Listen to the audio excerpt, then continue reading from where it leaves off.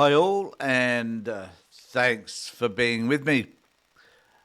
I, believe it or not, I spend a lot of time thinking about what it is that I'm going to say, how I'm going to say it, what shots I should use in order to express other people's views, my views, to record the media and play it back to you.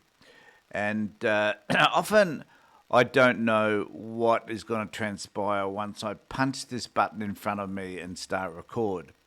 And today's one of those days. I've tried writing scripts. I've got a teleprompter that I can use. I've tried everything in order to make these conversations that I'm having with you a little bit more interesting. But I've decided that it is sometimes easier if I just say what's on my mind and just see what happens.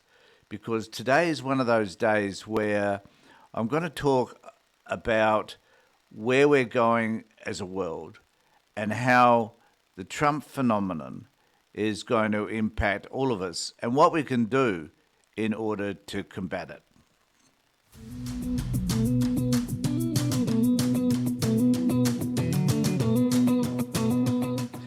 As I said, I don't necessarily plan some of this stuff in the strictest sense in terms of writing it up, putting it on a teleprompter, talking to the camera.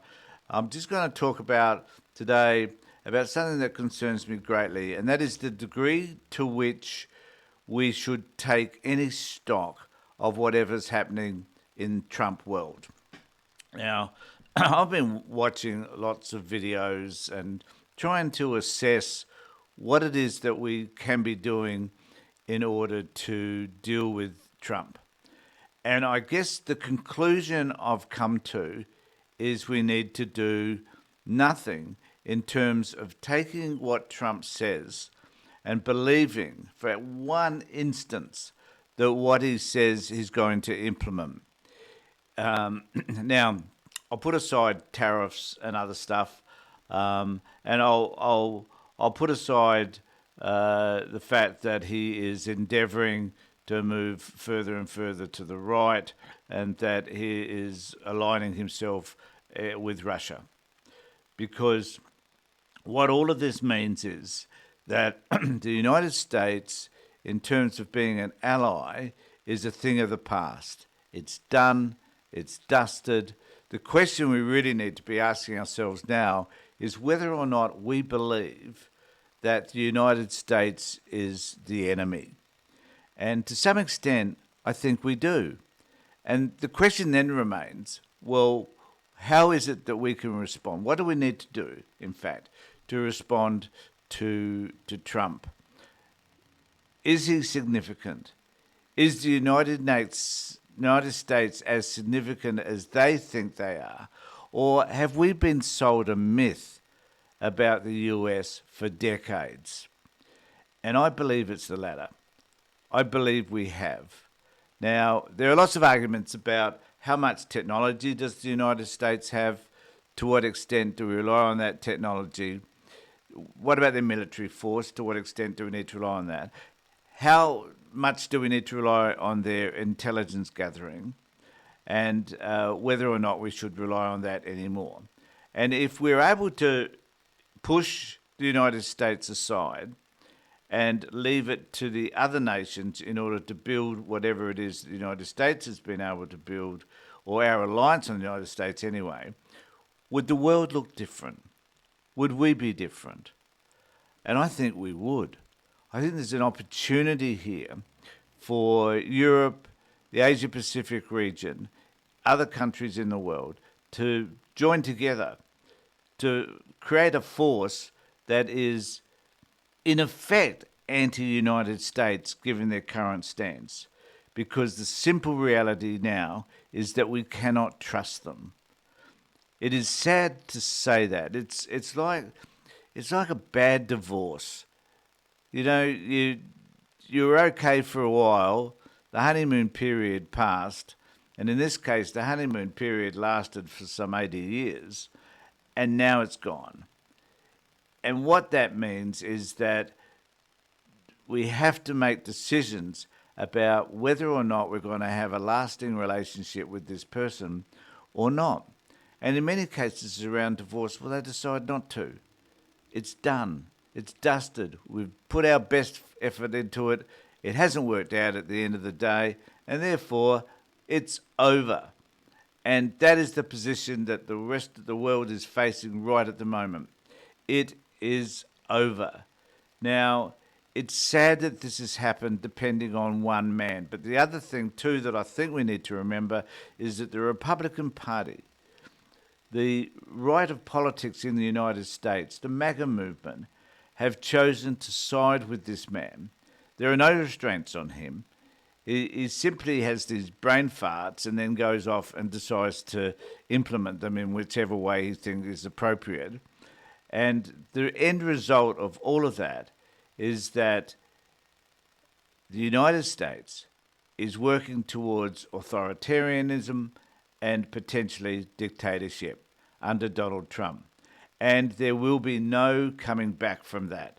It will take decades to undo the disaster that is Donald Trump.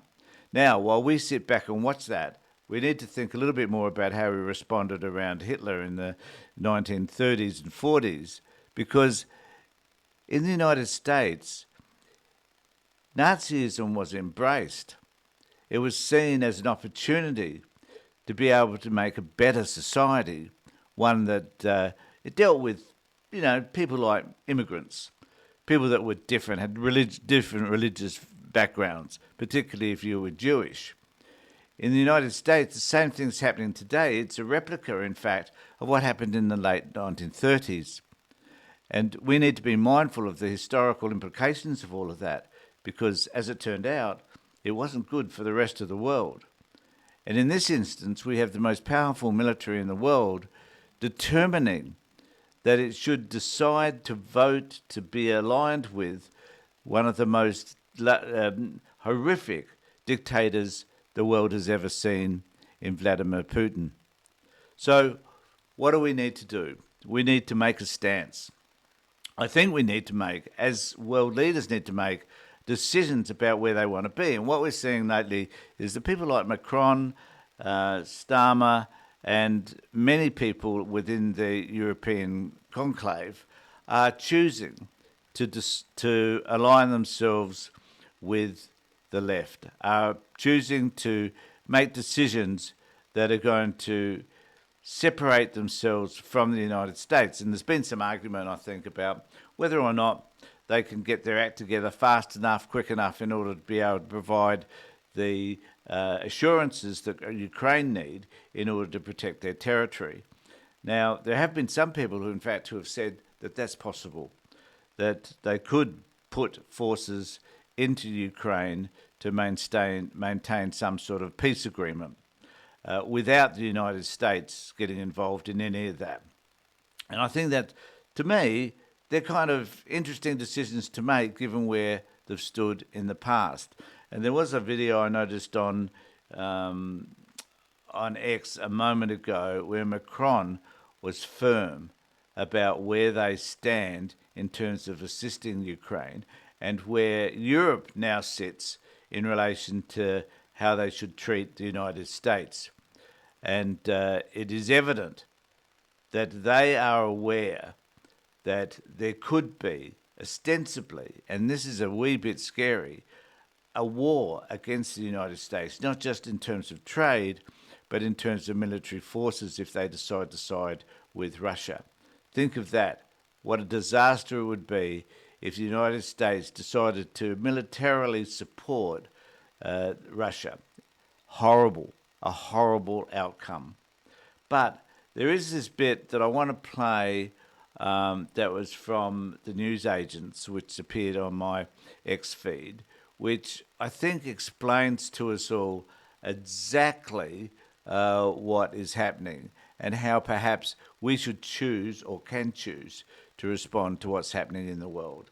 So let me know. So I'll just play it and then we'll talk about it when on the other side. This is a Trump plan, actually, to make the war longer. I'm really sick of hearing from sort of MAGA apologists and people, the sort of the White House, people talking about how Trump wants to bring peace. Whether he thinks this will bring peace or not is somewhat beside the point.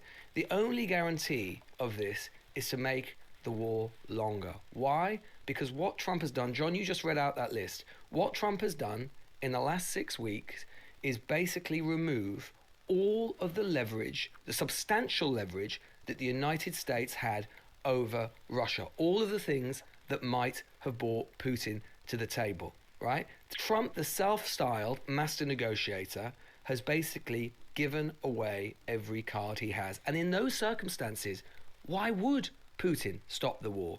The only circumstances now in which Putin would stop the war is if he gets every single thing that he wants, which is clearly completely unacceptable to the Ukrainians, who do have enough arms and European support to fight on. Okay, it might be very difficult, but they will fight on, because what is the alternative in these circumstances? I think this goes back to a moment in that dreadful White House, grotesque White House Oval Office meeting, which has been slightly overlooked. The point at which Trump got really angry with Zelensky was, I think, earlier than most of us realised. It was when Zelensky was trying to explain that under the Minsk agreement that they'd signed, Putin carried on killing Ukrainians. He carried on fighting in Ukraine. He carried on waging his war. And Trump didn't like this because it was during those years that Trump was in office. Now, Trump's whole shtick, his whole kind of narrative has been, Putin never invaded when I was in office. And Zelensky's going, mate, he did. Yeah. He was still killing people then. He was still killing. And I think that's the whole point. The whole point around all of this is that, as is the case with all dictatorships, with all autocracies, is that the leader of the country often has a damaged ego and needs to find ways through aggression, through putting down the media, by cutting out dissent, in order to manage the damage that's being caused to their sense of self. and clearly that is what Trump is doing. As they said, it wasn't until Zelensky chose to correct Trump on what had happened in relation to his negotiations with Russia that Trump started to get upset. Then J.D. Vance, the most disgusting human being on this planet, chose to step in and really lit the flames, poured on some petrol, and then away it went. And it intrigues me. One of the things that really I need to talk about to some extent is, and I keep saying this to my wife, the most important thing for me is to understand why people think the way that they do.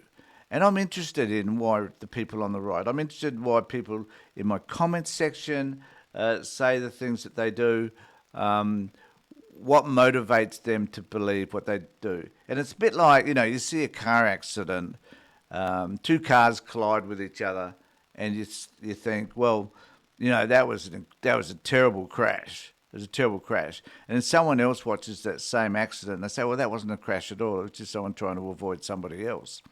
And it's like you get the same instance, but you get these two different perspectives. Now, I'm always prepared to accept that I could be wrong, and there'll be people that will jump in and say, no, Tony, you don't. I do. I'm happy to accept that there may be some things I've noticed that are distorted, that I see things through a certain filter.